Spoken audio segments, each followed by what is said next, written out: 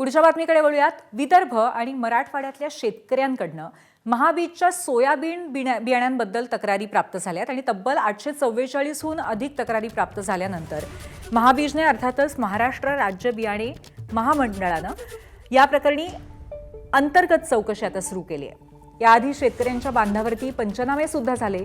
या प्राथमिक उगवण क्षमता चाचणी अहवालामध्ये कमी पावसामध्ये पेरणी झाल्यामुळे बऱ्याच भागामध्ये सोयाबीन उगवण्यावरती परिणाम झाल्याचं निदर्शनास आले. बियाण्याची जी खोली आहे ते जवळजवळ 7-8 सेंटीमीटर पेक्षा जास्त गेलेली होती आणि ह्या दोन्ही परिस्थितीमध्ये सोयाबीनचं उगवण क्षमता ही पुरेशी राहत नाहीये आणि त्यामुळे पण तक्रारीचं प्रमाण वाढलेलं आहे. परंतु मला आपल्याला नम्रपणे सांगितलं पाहिजे की एकही तक्रार अनअटेंडेड राहिली नाहीये.